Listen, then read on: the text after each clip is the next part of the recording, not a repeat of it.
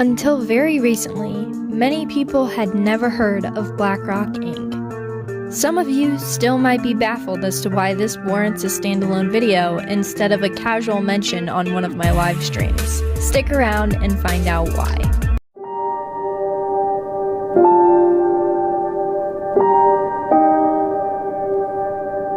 BlackRock Inc. is the largest asset manager in the world, providing this service for individuals, financial professionals, and institutions. In a little over 30 years, BlackRock Inc. has risen to the top of asset management across the globe. Despite success, few people understand how far the corporation's influence actually reaches. For example, as of March 2021, BlackRock controls $9 trillion in other people's money. For a bit of perspective, that's more than the GDP of every single country in the world, except the United States and China. BlackRock was founded in 1988 by current CEO and chairman Larry Fink. BlackRock has been referred to as the world's largest shadow bank, that is, the largest non-bank financial intermediary that provides services similar to traditional banking but outside of normal banking regulations. Though folks in the financial industry find the term shadow bank offensive, I wonder why, and prefer the term market-based finance.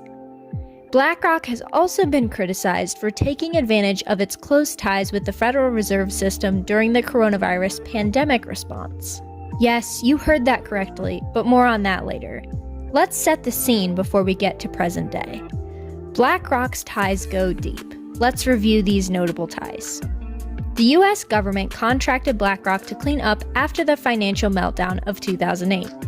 CEO Larry Fink's long-standing relationships with senior government officials led to many concerns about a conflict of interest when it comes to contracts being awarded to corporations without competitive bidding.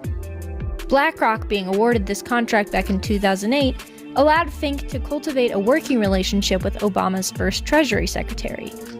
Fink has been a lifelong supporter of the Democratic Party.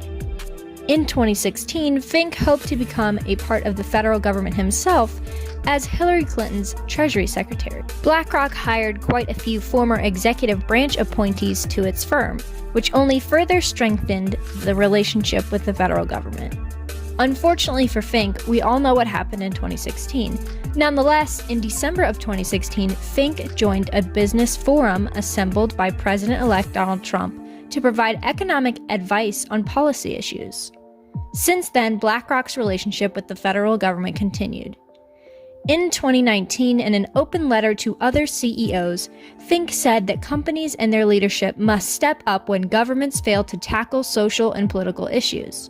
For example, in 2018, BlackRock expressed that it was time to take action on guns, and in 2019, they called for greater gender diversity on directors' boards, more women.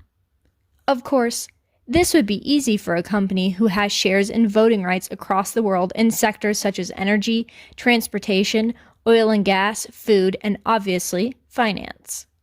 Larry Fink is also a longtime donor and supporter of the New York City Police Foundation, which is a group that provides financial support for the New York City Police Department.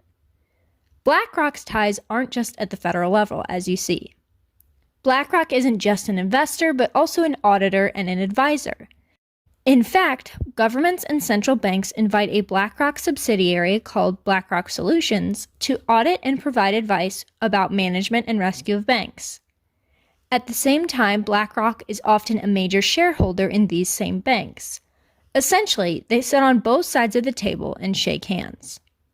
BlackRock Solutions, the subsidiary, gets access to highly sensitive information, of course, that could be valuable to BlackRock. BlackRock not only owns much of the world, so to speak, but also wants to save it by advocating on social and policy issues. BlackRock first came up on my radar when I saw an article in June about them becoming one of the first foreign firms to set up a wholly owned mutual fund unit in China. This is not surprising, as BlackRock has a huge presence worldwide, but it is a large step for the world's largest money manager. I also noticed many people sharing what the mainstream media, of course, is spinning as just a rumor. That is, that BlackRock is buying up houses nationwide right now. The truth is, BlackRock is buying houses which is, of course, more alarming given everything we've covered about them so far. Though it is true that saying they are buying all of the houses is, of course, hyperbolic, the reality is corporate investors in general have snapped up 15% of the U.S. homes for sale in the first quarter of 2021. From what we know about BlackRock's past, it is no surprise that it's being referred to by some now as the fourth branch of the government. Back in March of 2020, BlackRock was yet again called upon by the Federal Reserve, as it was back in 2008, to help with coronavirus relief. As you remember, I mentioned this earlier. The U.S. Central Bank hired BlackRock to run purchases of corporate bonds and commercial mortgages that are a part of its response to the pandemic-led recession. Not only is BlackRock directly hired to help with coronavirus relief, but the corporation is also related in other ways. You see, IBM has developed a digital health pass as a way for people to prove to businesses and schools that they have been vaccinated. BlackRock is also a major shareholder of IBM. BlackRock is perhaps the best modern-day example we may have of corporations thriving off of the backs of average people, not as an alternative to government, but in tandem and in fact enabled by governments worldwide.